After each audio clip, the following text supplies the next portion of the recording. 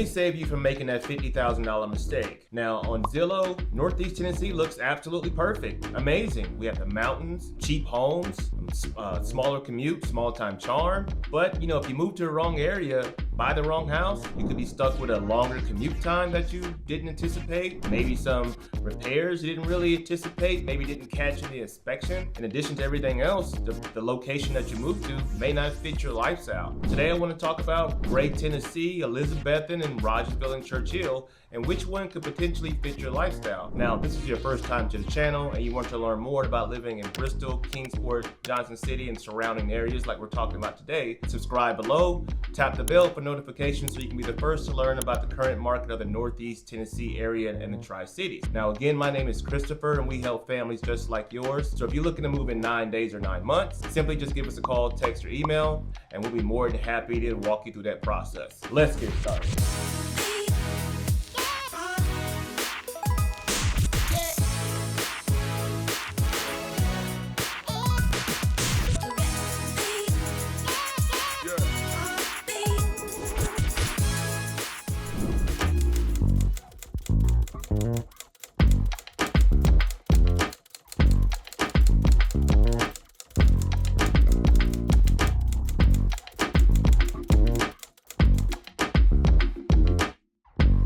So let's dive into Churchill and Rogersville, Tennessee. For me, I believe this is the best area to move to that you can get the most bang for your buck. One of the things I noticed when I moved here from Clearwater a couple years ago was the similarities of Clearwater, Tennessee and Johnson City, which was they're kind of running out of space and Johnson City is building vertical.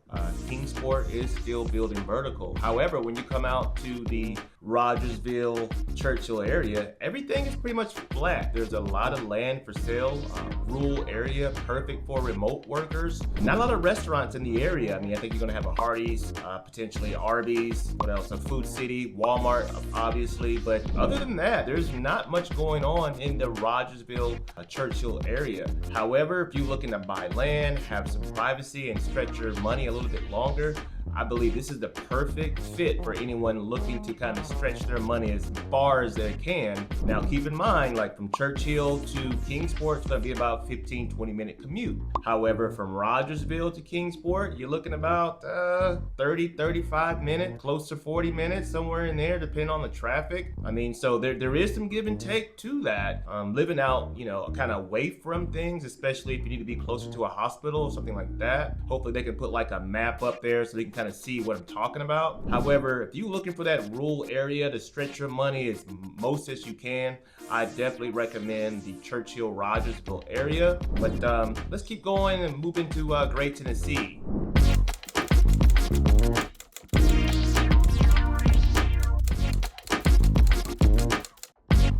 Now, Gray, Tennessee is going to be in that sweet spot. I mean, you can be in Kingsport in 15 minutes, or you can be in Johnson City in 15 minutes. I mean, either way, you're right in the middle, which is great, because if you're working for Eastman, then you can, kind of commute there rather quickly. Or if you working in the Johnson City area or affiliated with ETSU, you can be there within 15-20 minutes. So it's in a really sweet spot there. Now, obviously the trade-off, there's gonna be some HOAs, obviously, with that. A lot of suburbia type of neighborhoods in that area. In addition to that, you also have a lot of new construction being built there. I believe D.R. Horton has another location they're still working on, or I think it's open, but they're still growing that out as well. Now, with that being said, the median home price just about grew by 8% last year due to the new construction and subdivisions and everything else, because it's growing, being in that sweet spot, and it's a hot area for people moving into the area that want to work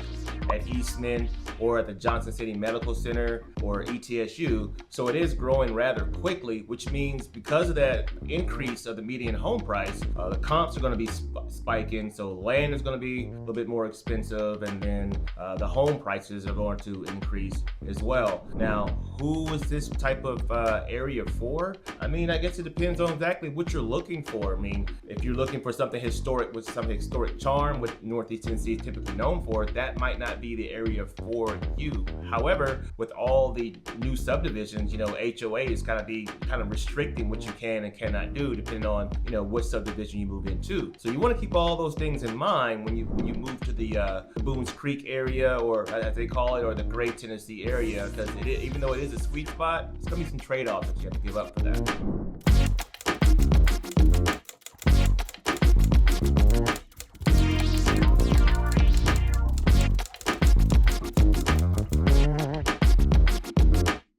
So when it comes to Elizabeth and Tennessee, just think Tennessee charm at its core. I mean, it's going to have the covered bridges there.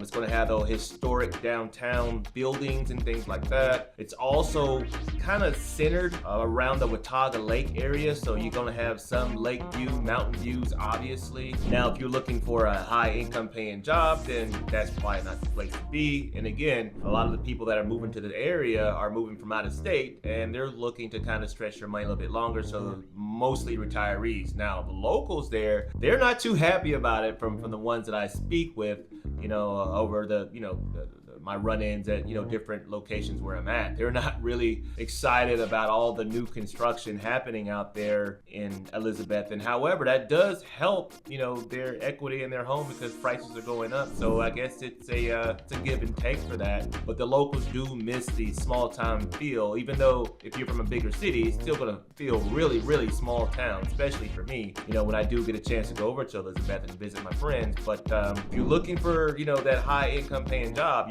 you're probably going to still have to commute to Johnson City, potentially Bristol, and then again Kingsport, because it's not going to have that job market's just not there. Typically minimum wage paying job, restaurant type of job, so you're not going to find exactly what you're looking for as far as the high end type of jobs in that area. And again, like Rogersville and Churchill, Elizabethton, you can definitely stretch your money there a little bit longer. The price range, $220, $225, somewhere in there, median price range.